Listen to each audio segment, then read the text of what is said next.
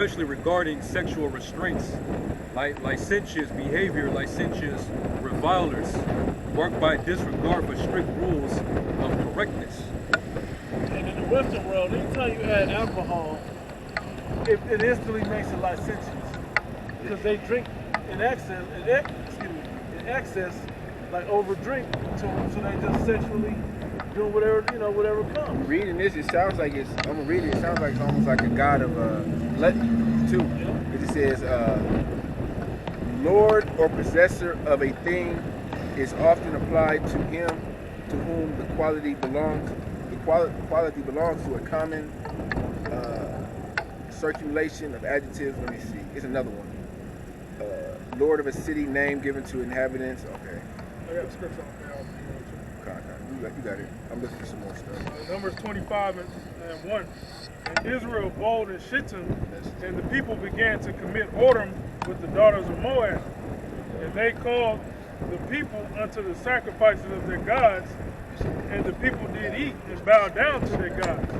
And Israel joined himself unto Baal Peor, and the anger of the Lord was kindled against Israel.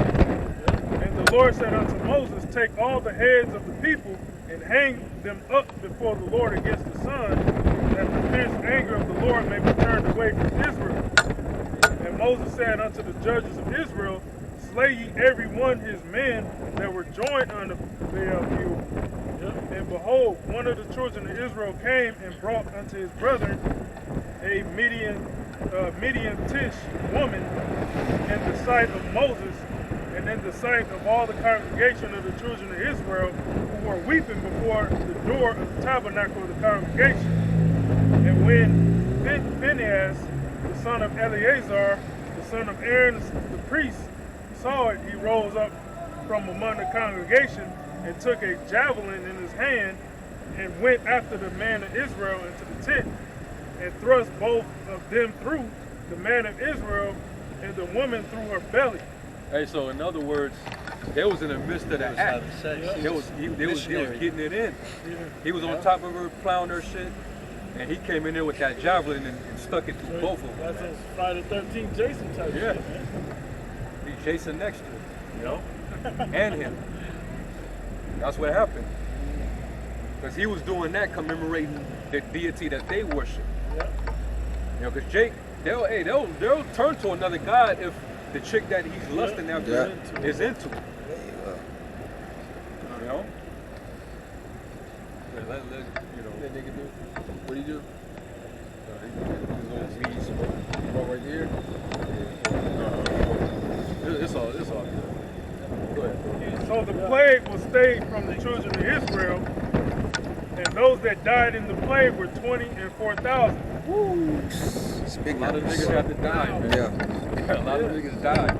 And these are the same reasons that people are going to die in this upcoming in this society. When the 2/3 die, some of them going to die from deity worship, some of them going to die from paganism, some of them going to die from abominable meats, some are, different things.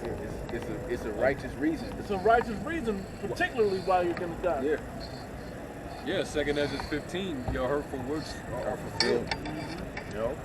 All the evil practices that you do is just going to accumulate to destruction. Because the wages of sin is death. You got to pay for that. Especially if you don't turn back and repent from it. Jake has a conscience of all the wicked shit they do.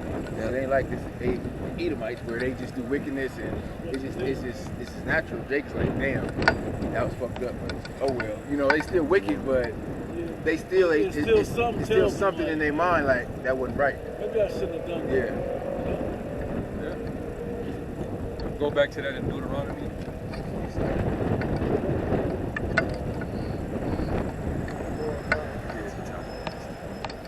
I left off on Deuteronomy chapter 4, and I'll continue in verse 3. Your eyes have seen what the Lord did because of Baal Peor. You seen the Lord kill 24,000 niggas behind Baal Peor.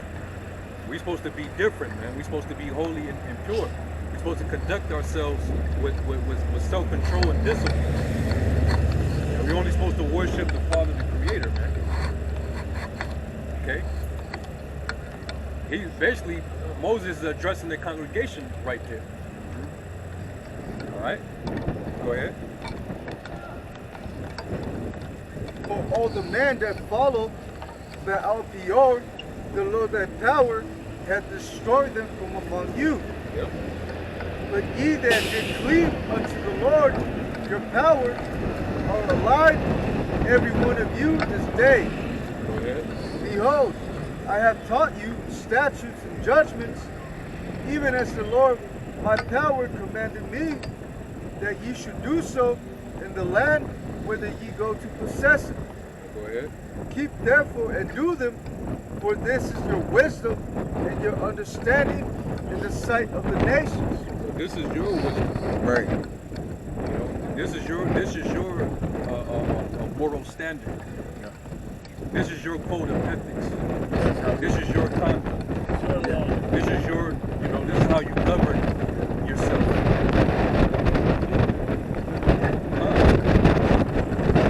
Right? You live separate. You don't live in the manner of these other people. Know how flesh you live. Know how long you're going to get to live. If you live right, if you live according to the statutes and commandments and judgments. You know, but once you start to deviate from that, hey, you know, Naked. you become destitute, and now you're drawing closer to death. Yeah. Yeah. Huh. You break these laws, that's committing sin. And Jake, for so long, they found too much pleasure outside of that. Yep. You know, living, you know, disciplined, living, you know, in the righteous way.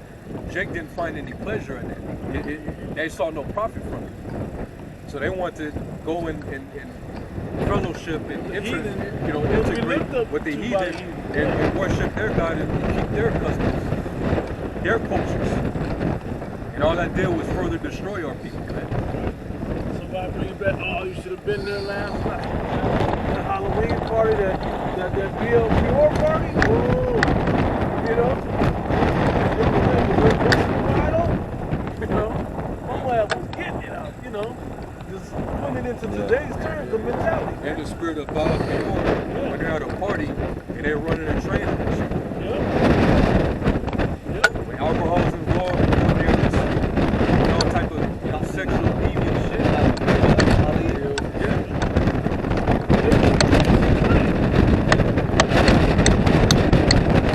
We're here to tell you, you gotta separate this thing from all these guys and their energies.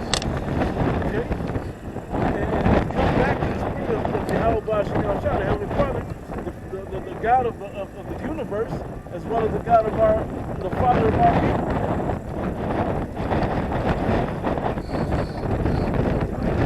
Keep therefore and do them, for this is your wisdom and your understanding in the sight of the nations, which shall hear of these statutes and say, surely this great nation is a wise and understanding people. Are the nations looking at us and saying that right now? Hell no. They shit up. Yeah, they shake their head. They whack. You know, they talk shit. You know, the nations aren't looking at us like we're wise and understanding people. The nations look down on us. And all of them know who we are. You know, they know who we are and what we're supposed to be at, but as long as we're down there, they can continue to basically rule over us. As long as we're away from these laws and commandments, that's how they can continue to rule over us. They're lucky we ain't gonna have it. I don't believe, I haven't seen it nowhere, but we'll have an Olympics in the kingdom of heaven. And right now, you go to the Olympics now, right? You go to the Olympics now, these nations know that we're bigger, faster, stronger, and all of that.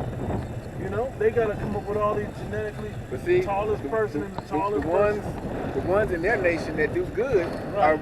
are Probably people. our people Probably anyway. our people. Right. So yeah, Right. they really wouldn't stand a chance. That's what I'm saying. Yeah. So now that we are cleaning ourselves away from all of that, you're gonna know distinctly, not just because of athletics, but because of the wisdom we push out, because of the understanding of what's happening in the land, and the type of judgments that we execute. I don't just mean bad judgment. Nah, this ain't fair. Make this fair. Make this right. let's take the most controversial, the most always brought up, always got to get into it all the freaking time. You know, people done slandered us and all over this topic, dealing with the scenario if a woman was raped by a man. What did Yashawamba tell Sinetta when he came up to the camp? These are laws on how to deal with that situation if it ever happens. If it occurs. Not condoning a man doing it, but how to go about if a man do it. And there are scenarios on how to deal with it. The first scenario is what? If she was betrothed. If she was a betrothed woman and she was with it and a man laid with her, he forced her but she didn't say nothing. They both got to be put to death because she basically she was consenting to it. That was rape. Actually, Salakia, that was adultery. Adultery. Let me correct myself. What was the second scenario? The same woman, she was betrothed, but she cried out. She was against it. But he was more stronger. He overpowered her, and she screamed out, but there was nobody in sight. So if it be found out, what was supposed to happen to him? He got to be put to death. She's not. That type of rapist, he got to be put to death. Because he didn't have respect to the man that was engaged to that woman. Or that woman's father. Right. Because he defiled his property. Exactly. But the last scenario, the third one, what was different about that? If she wasn't betrothed, she wasn't engaged.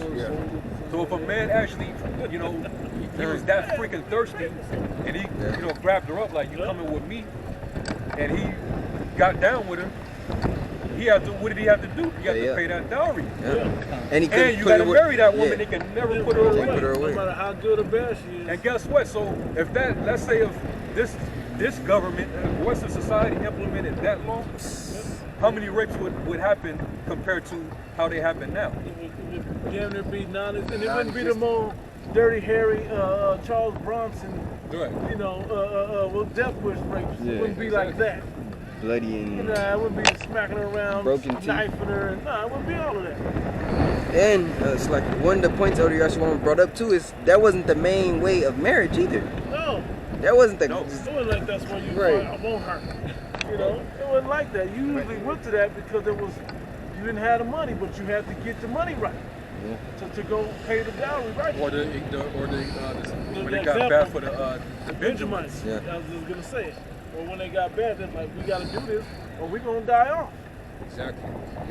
So but did they put them away after that? Now if they kept the law on it, they just kept trying to make children with them and build up their nation. See, and that right there is why Sinetta is all of a sudden admitted that hey, we keep it true when it comes to the scriptures, man. We don't run from anything. Because we stand upon this. This is righteous. This is right. We gonna stand for what's right, man. We don't take a wicked emotion. Right. We don't take a wicked emotion and try to judge with a wicked mind or a wicked emotion towards it. Right. Or with that mentality, man. That's the so-called white man's way of thinking, man. He's always thinking that you don't like him somehow. None. For doing right, but then when you look at righteous situations, you want to put it all up like it's all bad. And when you look at his laws that govern this earth, this world, especially here in Babylon, it's straight up hypocrisy. It's contradicted. A lot of it is unfair, unjust. The justice system is stupid. It's an unjust balance. They say they hold the standards of the Bible. They make you swear in on the Bible. They don't hold none at all. In that same court, just swearing in on the Bible. Now the law says if a woman leaves from her husband, and because the man didn't provide for her, he didn't give her those three things of marriage, raiment, shelter, her food, and raiment, and duties of marriage. She may leave out free, but without money. That's what the law says.